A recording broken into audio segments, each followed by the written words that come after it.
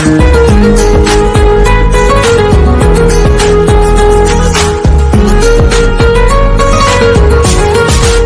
हम करने वाले हैं यूनिट्स एंड मेजरमेंट का part 3। Okay, part 2 already uploaded है, चैनल पे जाकर देख सकते हैं, लिंक मैं डिस्क्रिप्शन में डाल दूंगी, तो डिस्क्रिप्शन में जाकर देख लेना। ओके, तो हमने मेजरमेंट ऑफ लेंथ तक कर लिया था, पैरेलल मेथड तक कंप्लीट कर लिया था हमने। उसके बाद अब देखेंगे डायमेंशन एनालिसिस। टॉपिक नया स्टार्ट हो जाता है हमारा डायमेंशन एनालिसिस। डायमेंशन का मतलब क्या होता है? डायमेंशन का मतलब सिंपली समझ लो तो क्या होता है? पावर। जैसे कोई भी फिजिकल क्वांटिटी से मास, ठीक है, मास के ऊपर कितनी पावर है, पावर को ही, इस पावर को ही हम डायमेंशन कहेंगे। ठीक है, वैसे डायमेंशन का मतलब डायरेक्शन होता है, बट वो अदर सेंस में होता है। बट इस चैप्टर में डायमेंशन का यही मतलब है, पावर। हर वर्ड का अलग अलग सेंस है। इस चैप्टर में या इस टॉपिक में डायमेंशन का मतलब पावर ही है। लिखा गया power to which fundamental quantities. Fundamental quantities कौन कौन सी? 7 फंडामेंटल क्वांटिटीज होती है। मास, लेंथ, करंट, अमाउंट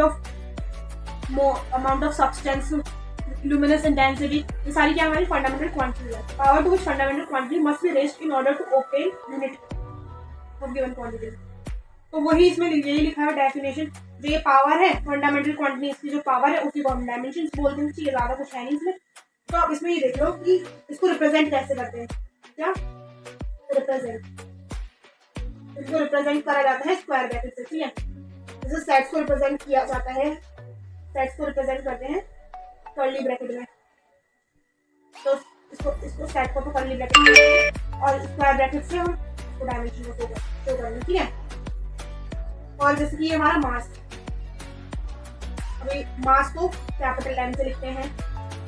यहाँ पे देखिए, मैं इसको रफ कर दे मास का कैपिटल एम, एंड लेंथ को एल से लिखते हैं। करंट के दो है, या तो उसको ए से लिखते हैं या आई से शो करते हैं। करंट को ए और आई दोनों कर सकते हो। टाइम को कैपिटल टी से। ठीक है, मास, करंट, टाइम, अमाउंट। मोल को मोल का मोल ही होता है, आई नहीं होगा, तो सॉरी मास का। ठीक है, करंट हो गया, ये हो गया। कितने ही मेल होते हैं, और ज्यादातर स्टैंडर्ड फॉर्म क्या लिखने की? ML, M0, MLT की फॉर्म में लिखते हैं। मोस्टली हम डायमेंशन को किसके फॉर्म में लिखते हैं? MLT की फॉर्म में। ठीक है, और जैसे तुम्हारा आंसर डायमेंशन जो है एल में आ रहे हैं, टी में आ रहे हैं, लेंथ और टाइम में आ रहे हैं, तो तुम्हें यहाँ पे लिखना होगा L0, L1, T2। इस तरीके से डायमेंशन हम लिखते हैं। ठीक है, तो अब हम फटाफट से डायमेंशन निकालते हैं। मोस्ट इंपॉर्टेंट कह सकते हैं, और उनके पर लिखवाऊंगी तो मैं सारे, और इनको फर्स्ट हम स्टार्टिंग से करेंगे, इजी से हार्ड की तरफ मूव करेंगे। डायरेक्ट हार्ड करने का कोई फायदा नहीं है, क्योंकि समझ में तुम्हें कुछ आने का नहीं है फिर। ठीक है, तो सबसे पहले हमने डेंसिटी का देखा, और ये सारे क्वेश्चन एनसीईआरटी के ही हैं। एनसीईआरटी में जो वही है, कुछ एक्स्ट्रा भी होंगे।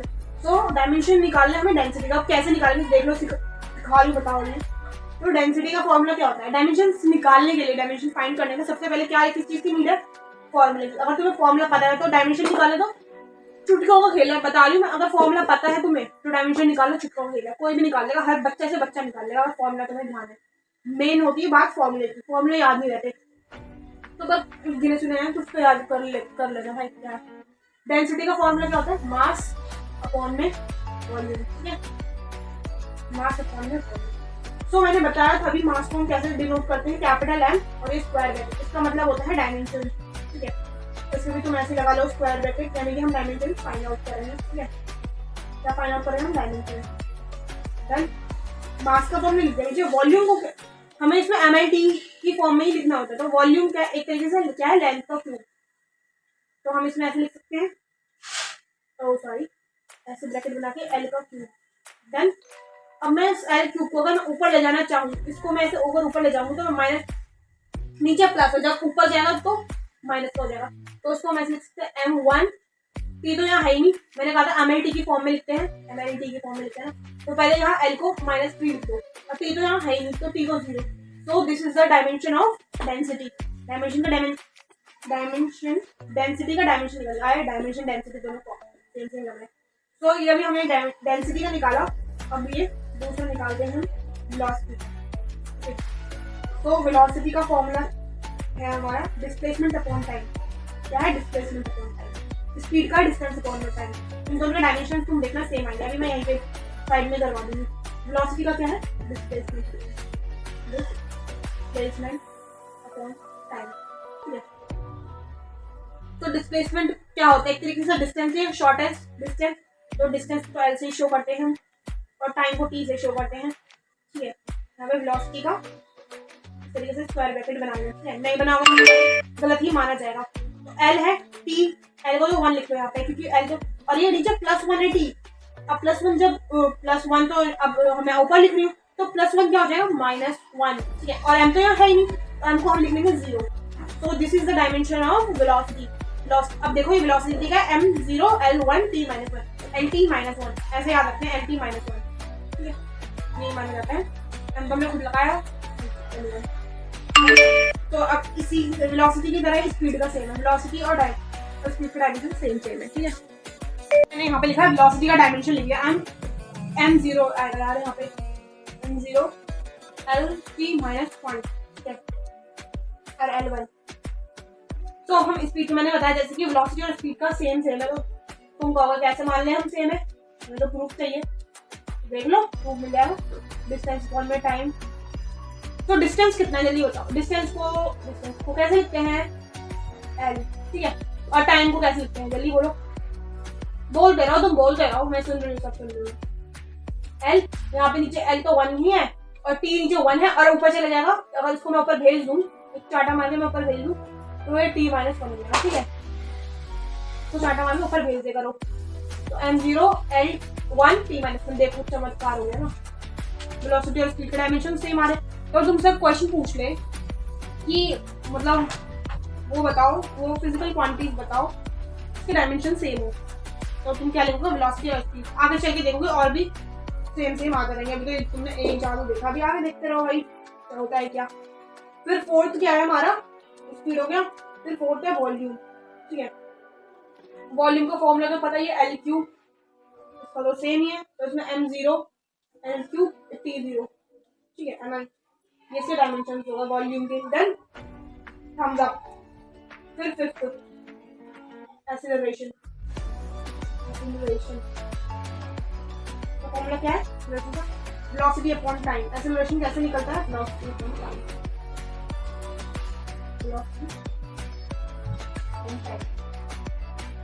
वेलोसिटी का भी अभी हमने निकाला lt -1, नीचे टाइम का t1। अब इसको इसमें 1 है, कांटा मार के ऊपर भेजेंगे, -1 हो जाएगा। तो यहाँ पे lt -1 -1 प्लस lt -2 m0 कर देना। तो किसका डायमेंशन होगा एक्सीलरेशन के। फॉर्मूले वाले से वेलोसिटी का था डिस्प्लेसमेंट अपॉन टाइम, स्पीड का डिस्टेंस अपॉन टाइम, वॉल्यूम का l क्यूब, लेंथ का क्यूब, एक्सीलरेशन का वेलोसिटी अपॉन टाइम। तो ये सारे फॉर्मूले तुम्हें याद रखिए। फॉर्मूले टिप्स पे है तो डायमेंशन निकाल। फोर्स का फॉर्मूला क्या है हमारा, मास इनटू एक्सीलरेशन। क्या है, मास इनटू एक्सीलरेशन, ठीक है। ओके, तो मास का डायमेंशन क्या है तुम सबको पता है, m, ऑब्वियसली m है, और एक्सीलरेशन का हमने अभी निकाला है, जस्ट अभी निकाला है। तो अब इसको तुम मल्टीप्लाई तो यार आता ही होगा, है ना, mlt -2, डन। ये बताइए अब मूवमेंट ऑफ इनर्शिया का फॉर्मूला है हमारा मास इनटू क्या, डिस्टेंस, डिस्टेंस का स्क्वायर। तो डिस्टेंस को क्या बोलते हैं, लेंथ ही बोलेंगे ऑब्वियसली। तो ml2 हो गया और t0, डन। ये मूवमेंट ऑफ इनर्शिया का फॉर्मूला। तो सरफेस टेंशन का फॉर्मूला है फोर्स अपॉन सरफेस टेंशन का फोर्स अपॉन लेंथ। लेंथ नीचे आ जाती है इसमें। फोर्स का फॉर्मूला, फोर्स का भी हमने निकाला था, फोर्स का ही रहा mlt -2। एक्सीलरेशन का lt -2 आ गया, m लगा दो, क्या दिक्कत है। मास इनटू एक्सीलरेशन, एक्सीलरेशन का याद है lt -2 m। तो फोर्स का ऊपर लिखते हैं, नीचे लेंथ 1 है। अब ऊपर 1 में से 1 माइनस करेंगे तो l0 नहीं हो जाएगा, हो जाएगा ml0 t -2। l उसको लिखेंगे तो mt -2 हो जाएगा, mt -2। तो किसका है, सरफेस टेंशन हो रही है इसको बहुत ज्यादा। टेंशन से याद आया, मैंने एक वीडियो बनाई है, जाके देखना जिसने नहीं देखी, ये how to overcome stress, tension and pressure. Tension को देखते हुए याद आ गई इस वीडियो में, मैंने वीडियो बनाई है। टिप्स जो है बहुत ही जेन्युइन टिप्स हैं, ठीक है, देखना जरूर वो वीडियो। और स्ट्रेस का फॉर्मूला कैसे, टेंशन का फॉर्मूला था फोर्स अपॉन लेंथ, ठीक है। और फिर स्ट्रेस का क्या है फॉर्मूला, फोर्स अपॉन एरिया। क्या है, force upon area. So force का भी हमने देखा mlt -2 है, डन। एंड एरिया का क्या बोलता है, L2 है नीचे, यहाँ पे 1 है और उसको 2 करेंगे, 1 में से 2 है -1, ml -1 t -2। ये स्ट्रेस का फॉर्मूला आ गया। इसका है स्ट्रेस का m1 L-1 T-2, ठीक है। अब जस्ट हमने निकाला ही है क्या फोर्स का होता है, मास इनटू एक्सेलरेशन, ठीक है, m L-T-2, देन ये फोर्स का डिस्प्लेसमेंट है हमारा L, तो L1 यहाँ पे 1 तो मल्टीप्लाई में तो सबको पता है ऐड हो जाते हैं, mL2 T-2, this is the formula of work. This is the formula लिखा रही मैं ऐसे मजे मजे के लिए लिखा रही, ये सब याद करना है, ठीक है ना, और क्या तो मत लेना मत। जो वर्क एनर्जी का देखना है तो सेम आएगा डायमेंशन फॉर्मूला, यहाँ ध्यान दो, ध्यान यहाँ। हाँ, ये डायमेंशन एनालिसिस की लिमिटेशंस, अभी लिमिटेशंस आगे देखेंगे हम। इसमें की जो कांस्टेंट होता है ना उसकी कोई वैल्यू नहीं होती, उसके बारे में कुछ डिस्कशन ही नहीं किया हुआ इसमें, तो हमें डायमेंशन का तो कुछ करना नहीं है, अचार नहीं डालना। इसका मास का क्या, मास वेलोसिटी का फॉर्मूला हमें पता ही है, L-T-1 वेलोसिटी का होता है यहाँ पे स्क्वायर, ठीक है, आराम से m l को पहले इससे मल्टीप्लाई करेंगे तो T-2 माइनस बढ़ेगा। देखो यहाँ पे तुम्हें कुछ सेम दिख रहा होगा, कुछ नहीं सेम है क्या, कुछ कह रहे हैं, mL2 T-2, ठीक है, एनर्जी का, ठीक है, वर्क का force into displacement energy half है, दोनों सेम है, तो पहले स्पीड और वेलोसिटी का देखा और इसमें दोनों सेम है। इसके बाद acceleration due to gravity, acceleration due to gravity का क्या फॉर्मूला है, एक्सेलरेशन फोर्स एक्सेलरेशन क्या था, velocity upon time, acceleration due to gravity, gravity की वजह से जो एक्सेलरेशन हो रहा है उसका formula force upon mass, force का फॉर्मूला mL-T-2, ये फोर्स का है और मास का कितना है, मास का m, ठीक है, तो m के नीचे 1 है, ऊपर जाएंगे तो m-1 हो जाएगा, और देखो m+1 -1 प्लस माइनस 0 हो जाएगा, तो यहाँ पे m0 L-T-2 आएगा same, acceleration due to gravity और एक्सेलरेशन दोनों का ही डायमेंशन यही है, ठीक है। अब देखो पहले स्पीड और वेलोसिटी का देखो, दोनों का डायमेंशन सेम आ रहा है, वर्क एनर्जी का सेम आ रहा है, उसमें टॉर्क भी होगा, उस टॉर्क का भी इन्हीं की तरह है, ठीक है, टॉर्क का फॉर्मूला फोर्स इनटू डिस्टेंस, यही आ रहा है, फोर्स इनटू डिस्प्लेसमेंट और डिस्टेंस को एक ही लेंथ से शो करते हैं, तो फोर्स इनटू डिस्प्लेसमेंट और फोर्स इनटू डिस्टेंस यही आएगा, फोर्स एनर्जी और टॉर्क इन तीनों का सेम ही आता है। Acceleration due to gravity, acceleration due to gravity और एक्सेलरेशन दोनों का ही सेम है। इंपल्स का फॉर्मूला क्या है, फोर्स इनटू टाइम, फोर्स क्या है mL-T-2 देन और t, तो -2 +1 कर देंगे इसमें हम, माइनस प्लस माइनस mL-T-1 याद रखना है ना। मास इनटू वेलोसिटी, देखो मास इनटू वेलोसिटी, ये मोमेंटम का फॉर्मूला, लीनियर मोमेंटम का फॉर्मूला, तो मोमेंटम और इंपल्स के हमारे सेम ऐसे हमने काफी सारी यूनिट्स देख ली, वेलोसिटी देख लिया, स्पीड दोनों सेम है, वर्क एनर्जी टॉर्क सेम है, एक्सेलरेशन ड्यू टू ग्रेविटी और एक्सेलरेशन का डायमेंशन सेम है, और इंपल्स और मोमेंटम दोनों में ही सेम है ना। इंपल्स हो गया, तो 13 देखते हैं हम पावर, पावर का फॉर्मूला क्या, वर्क अपॉन टाइम, देखो वर्क का फॉर्मूला भी हमने पढ़ा, फोर्स इनटू डिस्प्लेसमेंट है ना, पढ़ा टाइम का, फोर्स का क्या था mL-T-2 और फोर्स इनटू क्या है डिस्प्लेसमेंट का था L, तो mL2 डायरेक्ट लिख देते हैं यहाँ पे mL2 T-2, ये वर्क का है, टाइम का T लिख दो, तो जब यहाँ पे 1 है, अब ऊपर जाके -1 करोगे तो -+3, तो ये नहीं ऐसे होगा mL2 T-2, यही होगा, ये नहीं होगा, यही होगा, तो इसको टिक करो और पावर का हो गया वर्क अपॉन टाइम। मैं दोबारा कह रही हूँ कि इन फॉर्मूले को सीरियसली ले लो, वैसे मजाक में मत लेना प्लीज, चलो रिक्वेस्ट, फॉर्मूले को याद रखो। तो हमने लास्ट पावर देखा था, पावर के बाद हम लीनियर मोमेंटम का निकालते हैं। लीनियर मोमेंटम का फॉर्मूला क्या है, मास इनटू वेलोसिटी, मास इनटू वेलोसिटी, ठीक है। अब मास का डायमेंशन क्या होता है बताओ जल्दी से, मास का डायमेंशन ऐसे लिखेंगे, और वेलोसिटी का अब तक तो याद हो ही होगा L-T-1, जो कि हमने स्टार्टिंग में ही निकाला था, तो अगर हमें इनको मल्टीप्लाई करके लिखेंगे तो क्या आएगा mL-T-1, लीनियर मोमेंटम का mL-T-1 है ना।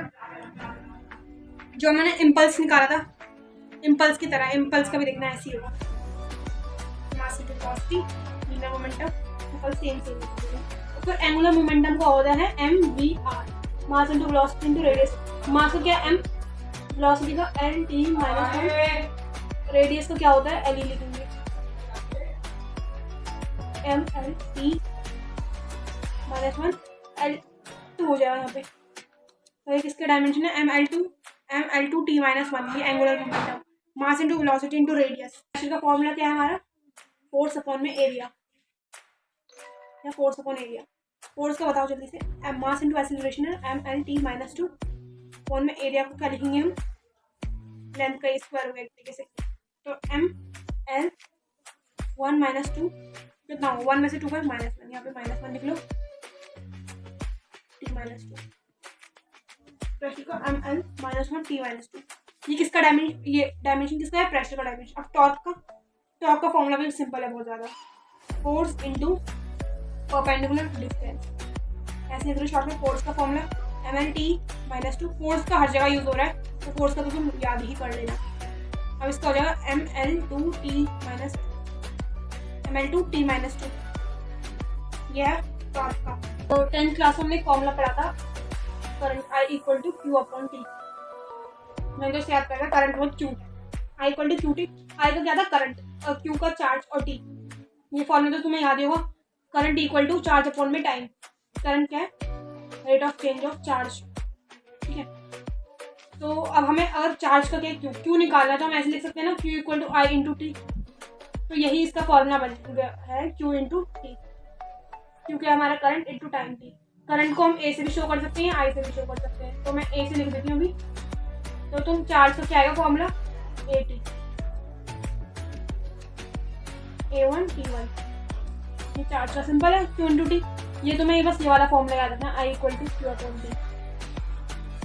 करंट के इसको इक्वल होता है चार्ज फॉर्मूला, ये ध्यान रख लेना, ये वाला फॉर्मूला, इससे चार्ज का निकल जाएगा इजी। पोटेंशियल डिफरेंस को V से डिनोट करते हैं। तो अब हमें अगर V निकालना है, पोटेंशियल डिफरेंस, अभी हमने क्या निकाला, चार्ज निकाल लिया हमने। चार्ज को क्या रहा है, A1 T1, चार्ज का क्या। अब हमारा एक फॉर्मूला है, एनर्जी = चार्ज मल्टीप्लाई में पोटेंशियल डिफरेंस। सो अब मैं पोटेंशियल डिफरेंस का निकाल रही हूँ यहाँ पे, पोटेंशियल डिफरेंस, ये फॉर्मूले इस पहले तो सही लिख लेना, difference potential energy = Q × T। सो ये लिख सकते हैं एनर्जी अपॉन में चार्ज, कॉस एनर्जी अपॉन में चार्ज लिख सकते हैं। मैं बगल में फॉर्मूला लिख देती हूँ, E का = potential difference charge Q × potential difference, this is the formula. Potential difference का फॉर्मूला है एनर्जी का, सॉरी एनर्जी को लिखते हैं पोटेंशियल डिफरेंस से मल्टीप्लाई में चार्ज। एनर्जी का फॉर्मूला पता होना चाहिए, एनर्जी का m/mv²। मेरे को अगर याद नहीं रहते तो मैं मल्टीप्लाई करके देख लेती हूँ, तुम भी कर सकते हो। LT - 1, और ब्रैकेट में 2 लगा दोगे तो L2T - 2, ml2T - 2, यहाँ पे लिख लो ml2T - 2 अपॉन में चार्ज का क्या निकला, A, और अब इसको सॉल्व कर दोगे तो पोटेंशियल डिफरेंस का इजी निकल जाएगा। ml2 तो सेम रहेगा यहाँ पे, इसको ऐसे स्क्वायर ब्रैकेट बुलाना मत भूलना, स्क्वायर ब्रैकेट भूल जा मतलब गलत बात बहुत। ml2T-1 -1, T तो -T हो जाएगा, A +1 है, ऊपर जाके A -1 हो जाएगा। तो किसका फॉर्मूला निकल के आया हमारे पास, पोटेंशियल डिफरेंस का, ml2T-2। अब फॉर्मूले में ये दोनों एक बार लिखो, चार्ज का हमने निकाला, I = Q/T से हमने चार्ज का निकाला, एंड एनर्जी का फॉर्मूला था हमारा पोटेंशियल डिफरेंस, यानी कि V × चार्ज। ये दोनों मैंने तुम्हें एक बार रिमेंबर करवा दिए। सो अगला हमें रेजिस्टेंस का निकालना है, तो तुम्हें एक 10th में ही पढ़ा था हमने, V = IR, potential difference = current multiply में रेजिस्टेंस। तो हमें रेजिस्टेंस निकालना है तो V/I कर देंगे, ये इसका फॉर्मूला बनेगा। V यानी कि पोटेंशियल डिफरेंस अपॉन में पोटेंशियल डिफरेंस अपॉन में डन। और V का अभी हमने निकाला, ये पीछे निकाला है, अभी तो निकाला L2T - 3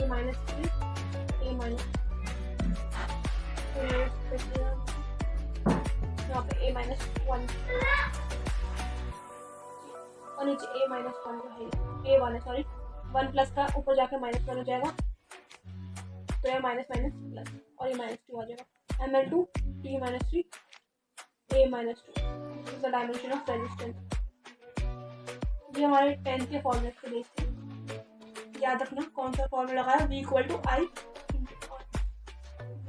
ये थर्ड वाला हमने अप्लाई करा, देख लिया। अब आगे हम 21 से देखते हैं। सिंबल का नाम डेल्टा होता है। तो स्ट्रेन को, ये डायमेंशनलेस क्वांटिटी है, इसका डायमेंशन नहीं होता, इस स्ट्रेन को डेल्टा एल अपॉन में एल, तो चेंज इन लेंथ भी एल होगा, नीचे से एल से एल कैंसिल आउट होगा 0। तो this is dimensionless quantity. 21 quantities हमने देख लिया।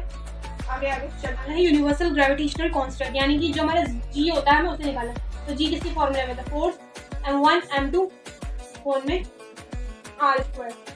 सबको याद होगा r इसमें रेडियस है, जी इसमें यूनिवर्सल ग्रेविटेशनल कांस्टेंट है, कांस्टेंट है m1 m2, ये मास 1 मास 2। अब इसको हम g को इधर ले जाएंगे, m1 और m2 मल्टीप्लिकेशन में है तो ये किसमें चले जाएंगे, डिवीजन में, m1 m2 डिवाइड हो जाएंगे और cross multiply f r2। f हमारा सबको पता है महान वैज्ञानिक फोर्स है जो कि हर जगह यूज होता है, mass into acceleration force. Radius यानी कि लेंथ का स्क्वायर कर देंगे हम, और मास 1 यानी कि m1 और m2 दोनों को हम मल्टीप्लाई करेंगे तो m2 हो जाएगा। मास 1 करेंगे तो m2 बन ही जाए, कैसे नहीं बनेगा, उसको बनना होगा m, ठीक है। और अब इसको मैं सॉल्व करने जाऊंगी तो यहाँ पे प्लस का 2 है, ऊपर जाके -2 हो जाएगा। 1 में से -2 गए तो -1, m -1 बचेगा। पहले तो एक एक करके सॉल्व करेंगे, स्पाइडरमैन सुपरमैन तो है नहीं कि सारे कर लेंगे। m यहाँ पे -1 आ जाएगा और l का 3 आ जाएगा। क्यों 3 आएगा, यहाँ पे 2 है, यहाँ पे 1, दोनों को प्लस को मल्टीप्लिकेशन में हमेशा क्या होता है प्लस, तो 2 और 1 3, और t -2 है तो t -2 एज इट इज वैसा ही रहेगा, ठीक है ना। m -1 l3 t -2, what is this, is the dimension of universal gravitational constant. जो मैंने इससे पहले करवाया वो शायद ना भी पूछे, बट ये जरूर पूछ सकता है वो, क्योंकि ये थोड़ा हाई लेवल का है। अब तुम 11th में आ गए हैं, बड़ी क्लासेस है, तो वो इसका कोएफिशिएंट ऑफ विस्कोसिटी ये भी पूछा जा सकता है। कोएफिशिएंट ऑफ विस्कोसिटी जैसे यूनिवर्सल ग्रेविटेशनल कांस्टेंट का, वैसे ही ये भी है कोएफिशिएंट ऑफ विस्कोसिटी। इसमें कोएफिशिएंट रहता है, हमें उसकी डायमेंशन निकालने में।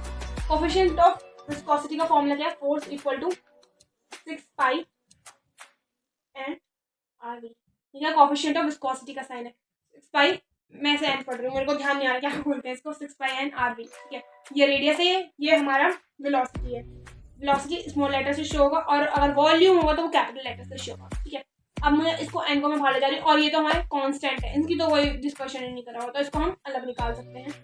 इसको ऐसे साइन लिख लो, आर वी मल्टीप्लिकेशन में डिवीजन में चले जाएंगे, आर वी चुपचाप और एफ ऊपर आ जाएगा। है तो बड़ा इजी, मस्त क्वेश्चन है, मस्त क्वेश्चन। बस बच्चे तो यहीं अटक जाएंगे, कोएफिशिएंट ऑफ विस्कोसिटी का फॉर्मूला नहीं आएगा, 6 pi n r we. Formula नहीं आएगा तो डायमेंशन तो खाक निकलेगा, डायमेंशन तो निकलेगा ही। ml t -2 mass into acceleration, और r को l लिखेंगे, मैं डायरेक्ट लिख देती हूँ, और डायरेक्ट ऐसे लिखूंगी, पागल है। और रेडियस को मैंने लिख दिया b से क्या है वेलोसिटी, l t -1। ठीक है, l t -, अब इसको सॉल्व, l से l कैंसिल आउट हुआ, m l ऊपर गया तो l -1 हो गया, और ये -1 था, माइनस प्लस t -1। ध्यान से देखना जरा, यही आएगा क्वेश्चन, यही आ रहा है, ml -1 t -1। ये क्या कोएफिशिएंट ऑफ विस्कोसिटी, ये ध्यान रखो, ये तो तुम निकाल लोगे easily. 6 pi n r v, इसमें क्या r क्या है radius, r denotes for radius and v denotes for velocity. 23 और 24 पे चलते हैं, यंग मॉड्यूलस 24,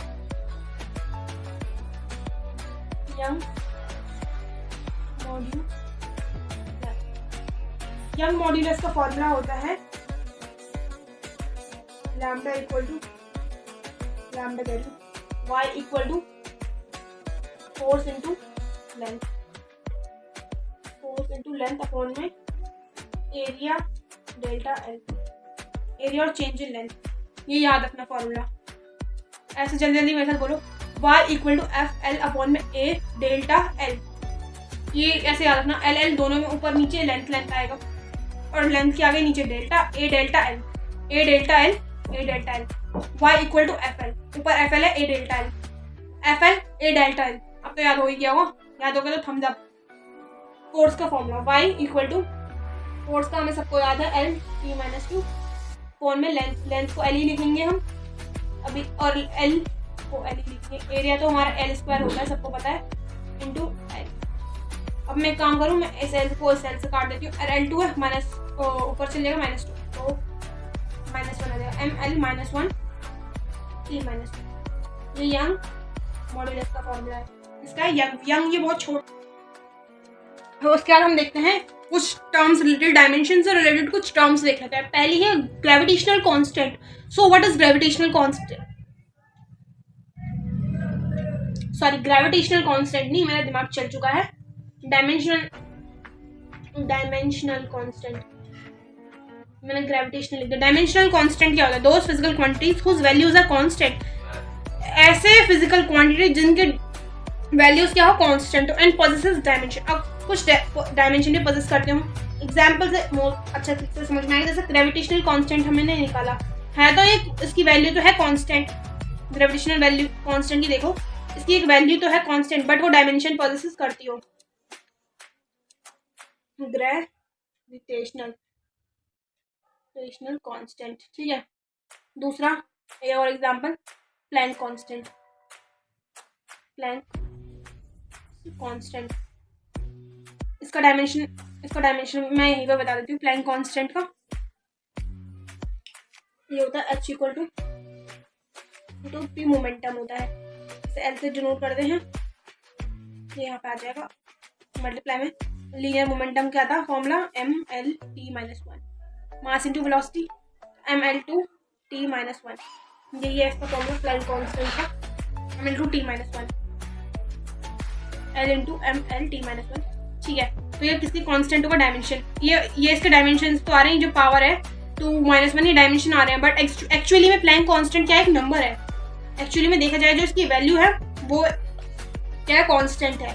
फिर भी वो कांस्टेंट है और वो डायमेंशन भी पॉजेस करते हैं। और जो हमारा डायमेंशन लेस कांस्टेंट है वो क्या है? Those physical quantities whose values are constant, मतलब कांस्टेंट, यहाँ तक तो डेफिनेशन सेम ही है डायमेंशन कांस्टेंट की, पर dimension less but not possesses dimension. बात खेल बिगड़ता है यहाँ पर, वक्त बदलता है, जज्बात बदलते हैं, यहाँ पर नॉट पॉजेसेस डायमेंशन ही नहीं होते इसमें। अब कैसे? एग्जाम्पल देख लेते हैं।